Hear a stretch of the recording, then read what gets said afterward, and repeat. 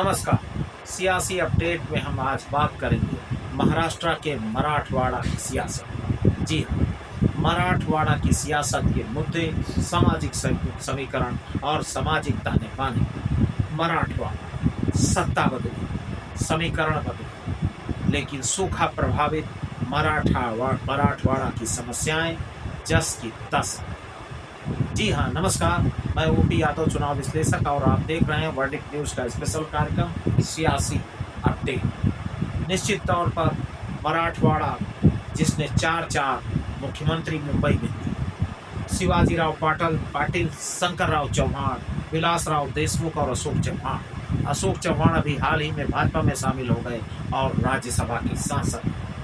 शंकर राव, दूसरा विलासराव देशमुख के दोनों बेटे धीरज देशमुख और अमित देशमुख महाराष्ट्र विधानसभा में विधायक हैं। और इसी मराठवाड़ा से लातूर से मेंबर ऑफ पार्लियामेंट रहे और नरसिम्हा राव सरकार में गृह मंत्री रहे शिवराज पाटिल, जो लातूर से वाबस्ता थे।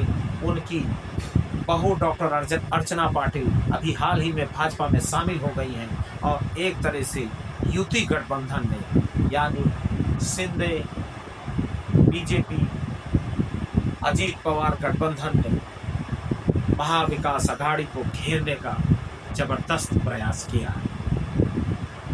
मराठवाड़ा में एक तो बड़ा सियासी और सामाजिक अपडेट ये है कि मराठवाड़ा में मराठा बनाम माधव की सियासत तेज हुई। 24% मराठा रिजर्वेशन दिया गया और 10% विधानसभा का सेशन बुला करके, अधिवेशन करके 10% एडिशनल रिजर्वेशन दिया गया मराठों को। इससे इस पूरे रीजन में एक तरह आरक्षण की नई चिंगारी उठी।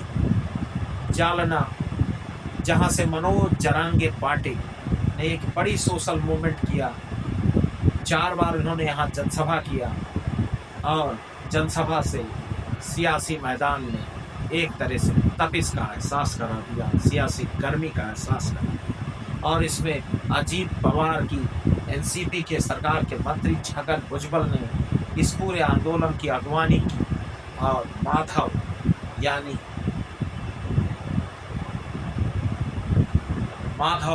यानी माली, धनगर और बंजारा समाज का सामाजिक गठजोड़ जो तालुके और तहसील लेवल तक पहुंच गया मराठवाड़ा में, उसकी अगवानी की। और निश्चित तौर पर सियासी तपिश ऐसी बढ़ी कि मराठा बनाम माधव की सियासत की नींव पड़ गई।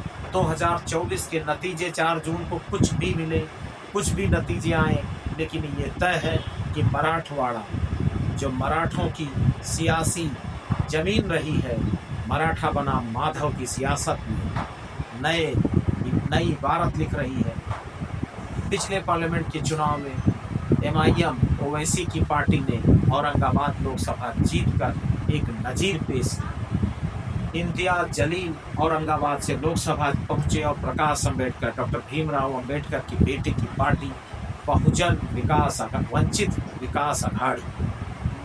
वंचित बहुजन अघाड़ी BDA ने एक नया सियासी रोड मैप पेश किया और इस लोकसभा सीट से MIM के कैंडिडेट लोकसभा पहुंचे। बहुजन वंचित अघाड़ी को जरूर लोकसभा में कोई कामयाबी नहीं मिली, लेकिन जो सामाजिक प्लेटफॉर्म का ताना बाना प्रकाश अम्बेडकर ने बनाया, उसकी फसल ओवैसी की पार्टी ने जरूर काटी। औरंगाबाद से महाराष्ट्र में पहली बार MIM का पार्लियामेंटेरियन देश की सर्वोच्च पंचायत में पहुंचा। मराठवाड़ा की सियासी जमीन में सामाजिक जोर आजमाइश तेज है। राजनीतिक नतीजे क्या होंगे ये 4 जून को पता चलेगा। तब तक देखते रहिए वर्डिक्ट न्यूज का स्पेशल कार्यक्रम सियासी तापमान। नमस्कार।